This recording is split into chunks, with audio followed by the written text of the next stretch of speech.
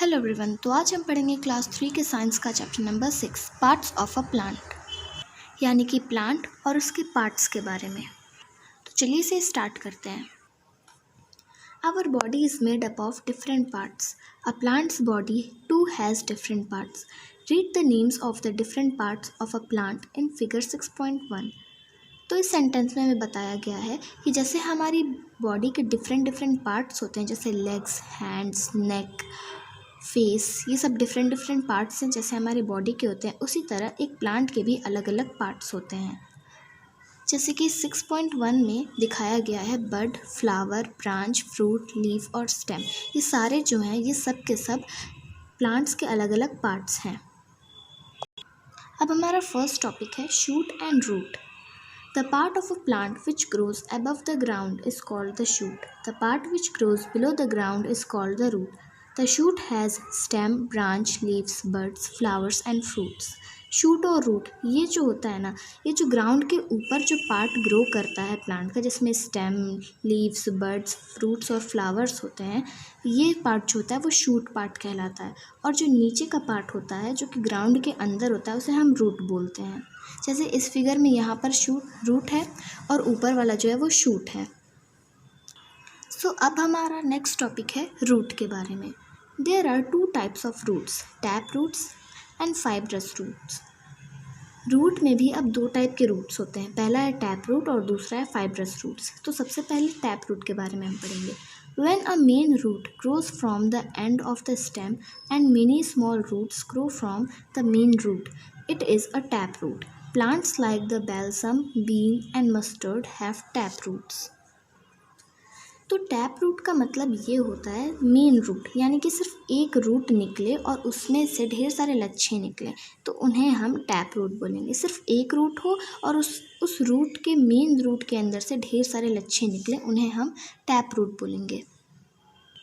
जैसे कि यहाँ पर ये टैप रूट है, ये बीच वाला मेन रूट है, यानी कि जो सबसे पहले निकला था वो ये था, और फिर उसके बाद ये जो लच्छेदार किनारे किनारे दिख रहे हैं ना, ये मेन रूट के अंदर से निकले हुए हैं। तो ये जो प्रकार होगा रूट का वो होगा टैप रूट।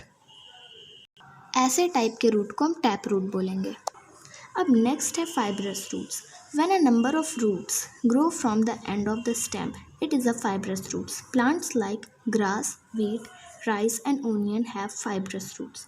अब टैप रूट का जस्ट उल्टा होता है फाइब्रस रूट्स। टैप रूट में एक मेन रूट होता है और वो किनारे किनारे से लच्छे निकले होते हैं, और उसके एग्जाम्पल्स हैं बैल्सम, बीन और मस्टर्ड। इन सब के पास टैप रूट्स होते हैं। और फाइब्रस रूट्स में क्या होता है, ना उसमें कोई मेन रूट होता है और ना ही उसमें बहुत ज़्यादा मात्रा में उस मेन रूट के अंदर से लच्छे निकल रहे होते हैं। वो सिर्फ़ और सिर्फ पूरा एक बंडल जैसा होता है, उसे हम फाइब्रस रूट बोलेंगे। ग्रास, वीट, राइस और ओनियन ये फाइब्रस रूट्स के कुछ एग्जाम्पल हैं। अब जैसे कि यहाँ पर है, इसमें कोई मेन रूट नहीं है, ये पूरा का पूरा एक स्टेम से ही, उसके नीचे से, अंडर द स्टेम से ही पूरा रूट निकला हुआ है। इसमें कोई मेन रूट नहीं है बीच में से जिसमें से ये सारे के सारे निकले हों। तो ऐसे टाइप के रूट को हम फाइब्रस रूट बोलेंगे। तो अब हमने रूट के बारे में पढ़ लिया, उसके टाइप्स के बारे में पढ़ लिया, अब हमें उसके फंक्शन के बारे में पढ़ना है। तो हमारा नेक्स्ट टॉपिक है function of the root. Root का फंक्शन क्या होता है। A plant cannot remain fixed in the soil without roots. The root fixes the plant in the soil. Without roots, a plant will be able to take it in neither water nor salt from the soil. It will die. तो इतने ही line में root के 3 function बता दिए हैं। पहला function है कि अगर रूट नहीं रहेगा तो प्लांट जो है वो सीधा खड़ा नहीं रह पाएगा। और दूसरा फंक्शन ये है कि अगर रूट नहीं रहेगा तो रूट के बिना जो रूट होता है वो प्लांट को सॉइल से फिक्स रखता है, यानी कि पकड़ में रखता है, ताकि जो प्लांट है वो सीधा खड़ा रह पाए। और बिना रूट के प्लांट जो है वो ना तो पानी ले पाएगा और ना ही सॉइल के अंदर की न्यूट्रिएंट्स पा पाएगा, क्योंकि जो रूट होते हैं वो अंदर तक होते हैं और अंदर सॉइल के अंदर ढेर सारे न्यूट्रिएंट्स पाए जाते हैं, ढेर सारे मिनरल्स पाए जाते हैं, जो कि सॉइल पूरे प्लांट के लिए बहुत ज़्यादा यूज़फुल होता है। तो अगर रूट नहीं रहेगा तो ये सारी प्रॉपर्टीज़ नहीं रह पाएंगी, एक प्लांट खड़ा ही नहीं हो पाएगा। और अगर ये सब नहीं हुआ तो वो जो प्लांट है वो मर जाएगा। Vegetables like carrots, radish and beet root have thick and swollen roots. Food is stored in them. Thus, some roots store food. This food is used by the plant. We eat the root of such plants. अब जैसे कुछ vegetables होते हैं, carat, reddish और beet root, इनके पास बहुत ही मोटे मोटे और फूले फूले से रूट होते हैं। ये जो रूट होते हैं उनमें फूड स्टोर होता है। अब जैसे कि कुछ फूड हुआ ऊपर स्टोर और कुछ नीचे, तो जो सॉइल के अंदर स्टोर होते हैं रूट में, उन्हें हम ऐसा भी बोल सकते हैं कि कुछ रूट्स जो होते हैं वो फूड को स्टोर करते हैं। और ये जो फूड होता है या तो ह्यूमंस द्वारा निकाल लिया जाता है या फिर बाद में वो यूज़ हो जाता है, और अगर बहुत ज़्यादा देर तक वो उसी में रहेगा तो फिर वो सड़ जाएगा। We eat the roots of such plants. ऐसे प्लांट्स के हम रूट खाते हैं, जैसे कि कैरेट और रेडिश। अब हमारा नेक्स्ट टॉपिक है द स्टेम। हमने रूट के बारे में सारी जानकारी ले ली, अब स्टेम पर आते हैं। The stem grows above the ground. The main function of the stem is to hold the plant upright and support its branches. अब जो स्टेम है वो सॉइल के ऊपर यानी कि ग्राउंड के ऊपर उगता है, शूट पार्ट में होता है वो। जो उसका स्टेम का मेन फंक्शन होता है वो पूरे के पूरे प्लांट को सीधा रखना होता है और उसके ब्रांचेस को सपोर्ट करना होता है। अब जैसे रूट एक प्लांट को सॉइल से फिक्स रहने में मदद करता है, उसी तरह स्टेम का भी एक फंक्शन होता है कि अब रूट ने तो अपना काम कर दिया, उसे सॉइल से फिक्स रखकर जो स्टेम होता है वो आगे का काम करता है उसे खड़ा रहने के लिए और उसके ब्रांचेस को सपोर्ट करने के लिए। क्योंकि अगर सॉइल के अंदर से वो फिक्स रहेगा तो फिर ऊपर से भी तो फिक्स रहना ज़रूरी है ना, वरना वो गिर जाएगा, क्योंकि वो सॉइल के अंदर है और उधर ही से रूट के ऊपर से ही स्टेम स्टार्ट होता है। The stem of the neem and coconut trees are hard, strong and woody. They keep the trees upright. Such a stem is called a trunk. अब जो स्टेम्स होते हैं नीम और कोकोनट ट्री के, वो बहुत ही ज़्यादा हार्ड होते हैं, मोटे होते हैं और बहुत ज़्यादा स्ट्रॉन्ग होते हैं। वो उस ट्री को वो एकदम सीधा रखते हैं, एकदम अपराइट रखते हैं, यानी कि ऊपर की तरफ रखते हैं। ऐसे स्टेम को हम ट्रंक बोलते हैं, यानी कि जिस प्लांट के स्टेम बहुत ज़्यादा मोटे होते हैं, एकदम वुडी होते हैं और बहुत ज़्यादा स्ट्रॉन्ग होते हैं, जैसे बरगद का पेड़, तो उसके स्टेम को हम स्टेम नहीं बोलेंगे, ट्रंक बोलेंगे। The stem of the money plant is soft, green and weak. It needs support to stay upright. The stem also carries water to the leaves. अब ज़रूरी नहीं है कि सारे के सारे स्टेम को हम ट्रंक ही बोलेंगे। कुछ प्लांट्स जो होते हैं जिनके स्टेम जो है वो बहुत ही ज़्यादा सॉफ्ट, ग्रीन और वीक होते हैं, मतलब बहुत हरे भरे होते हैं, वीक होते हैं और सॉफ्ट होते हैं। उन्हें सपोर्ट चाहिए होता है सीधा खड़े रहने के लिए। और ये जो ऐसे स्टेम होते हैं ना, वो अपने स्टेम के ज़रिए पूरे के पूरे प्लांट तक, पूरे लीव्स तक वाटर कैरी करते हैं।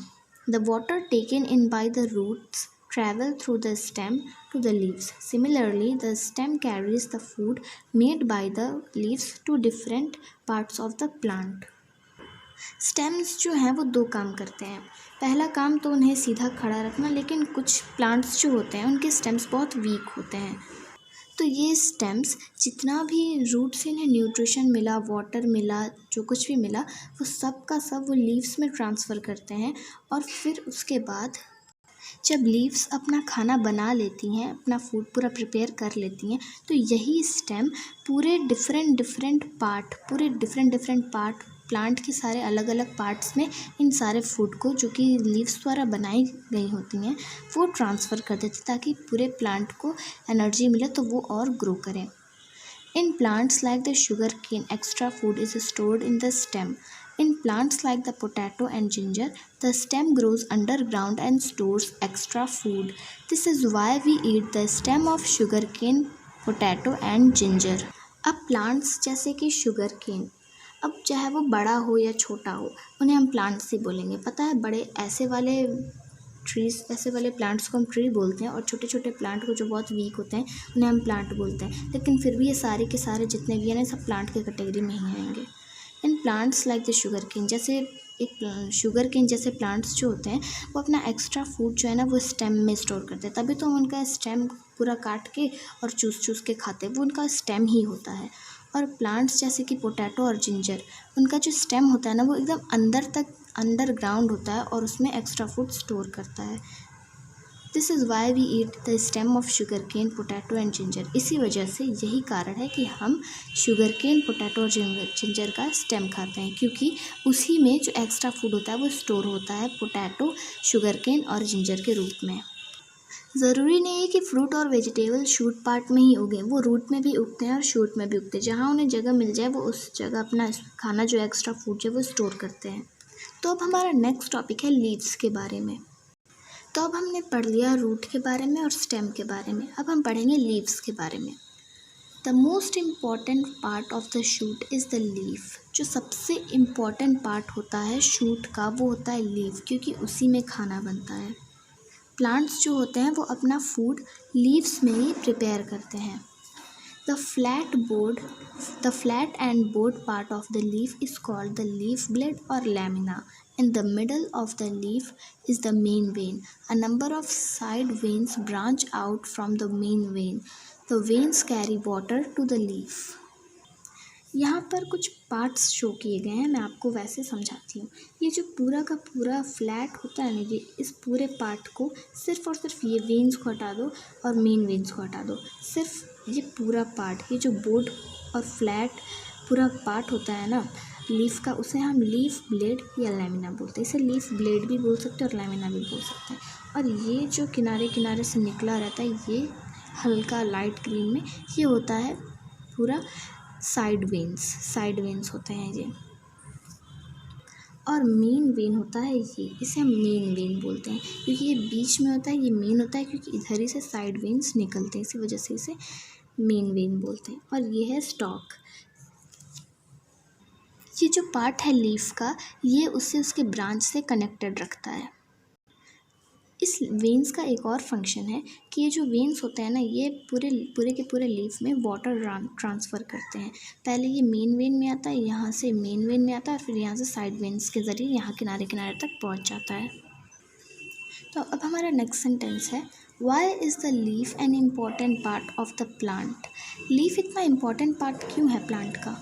A plant like all other living things need food to grow and live.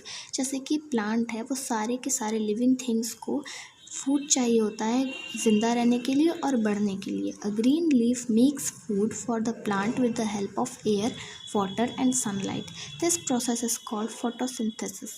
अब ये जो फोटोसिंथेसिस प्रोसेस होता है ना, इसमें क्या होता है, जो लीव्स हैं वो ग्रीन लीव्स, सिर्फ ग्रीन लीव्स, एक बात हमेशा याद रखिएगा कि ग्रीन लीव्स ही खाना बना सकते हैं। पेल लीव्स और जो सूखे लीव्स होते हैं वो कभी खाना नहीं बना सकते।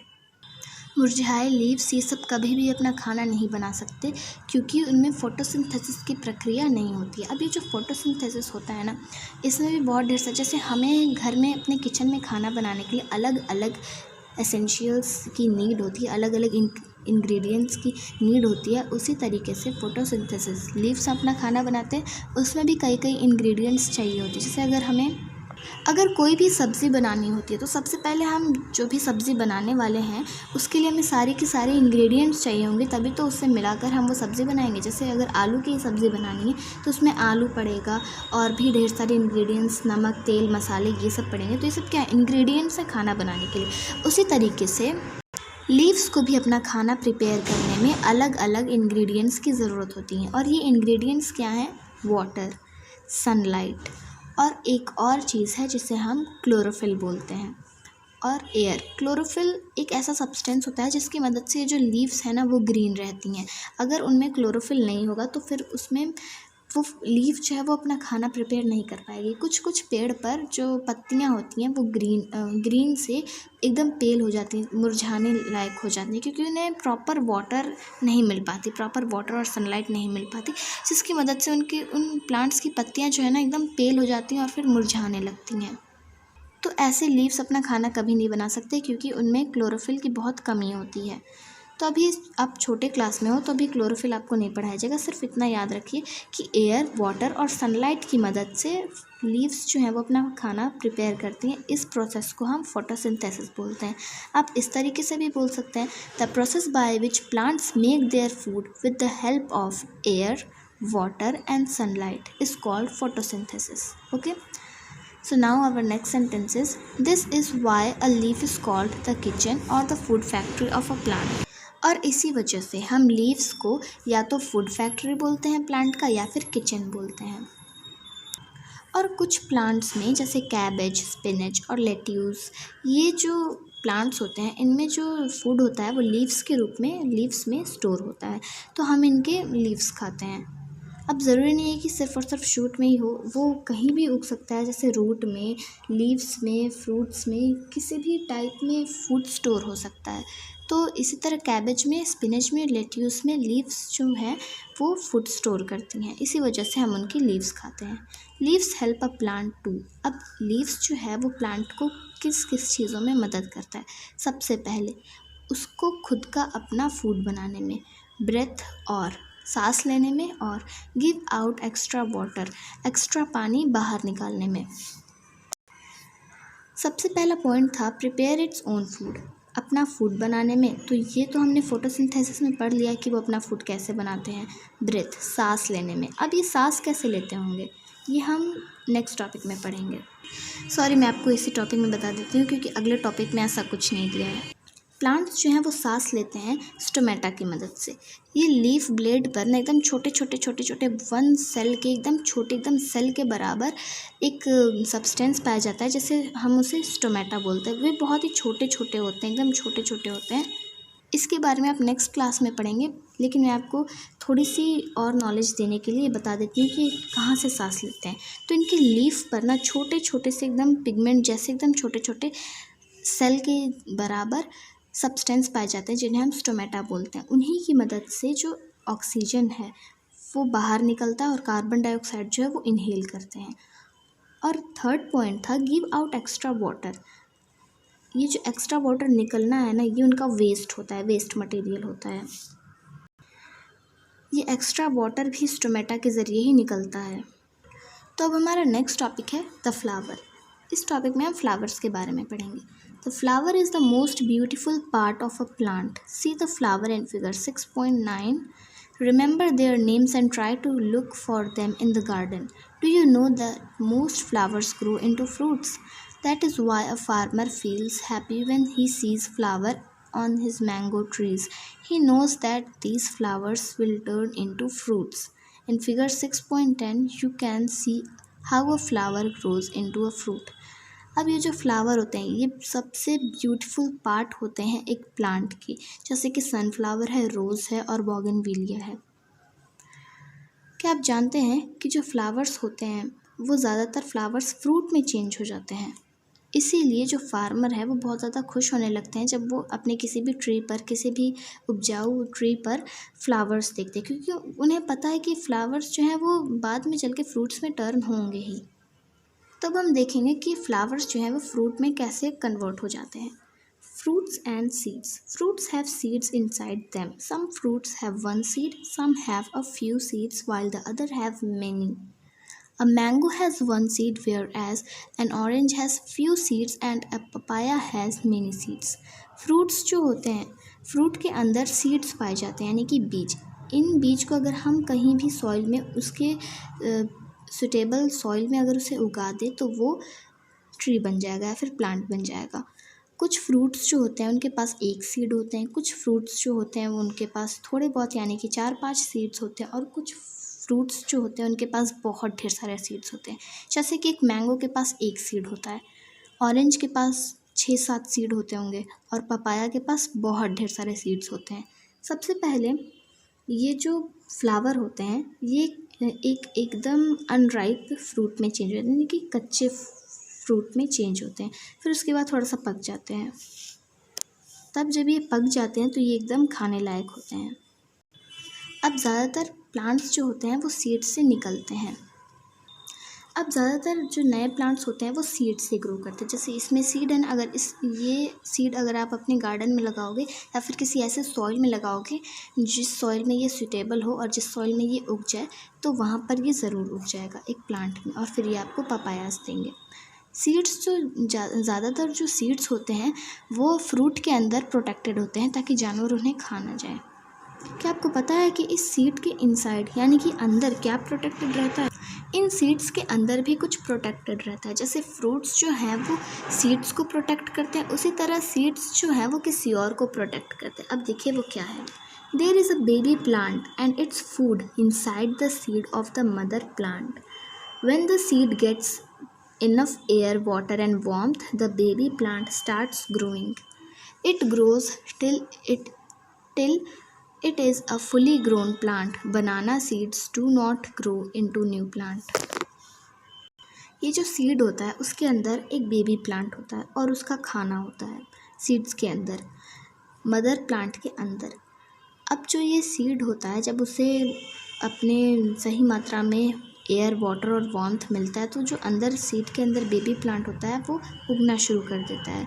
वो तब तक उगता है जब तक वो पूरा एक फुली ग्रोन प्लांट, यानी कि जब तब तक उगता है जब तक वो अपनी पूरी हाइट पर ना पहुंच जाए। बनाना के अंदर जो सीड होते हैं वो कभी भी न्यू प्लांट में नहीं चेंज होते हैं। ये याद रखिएगा कि जो बनाना के अंदर सीड होते हैं वो कभी भी नए प्लांट में नहीं ग्रो करते हैं। तो इस तरीके से ज़्यादातर प्लांट्स जो होते हैं वो सीड से ही उगते हैं। और अगर बात करें कुछ प्लांट्स की जो सीड से नहीं उगते हैं तो वो है रोज़। अगर आप रोज़ के स्टेम को काट करके दूसरी जगह लगाएंगे ना तो वो अगले दिन आपको थोड़ा सा बड़ा दिखेगा और उसमें एक शायद फूल भी निकले। इसमें मोस्ट दिया है तो इसी से हम पता लगा सकते हैं कि मोस्ट प्लांट्स अगर पूरे प्लांट्स ऑल प्लांट्स दिया होता तो यानी कि दुनिया में जितने प्लांट्स हैं वो, लेकिन कुछ प्लांट्स होते हैं उनके रूट को लगाएंगे तो वो निकल जाएंगे, उनके स्टेम को लगाएंगे तो वो निकल जाएंगे, इसी वजह से यहाँ पर मोस्ट प्लांट्स दिया है। तो इसी के साथ हमारा ये चैप्टर 6 पार्ट्स ऑफ प्लांट ख़त्म होता है। मिलते हैं अगली वीडियो में, तब तक के लिए स्टे सेफ।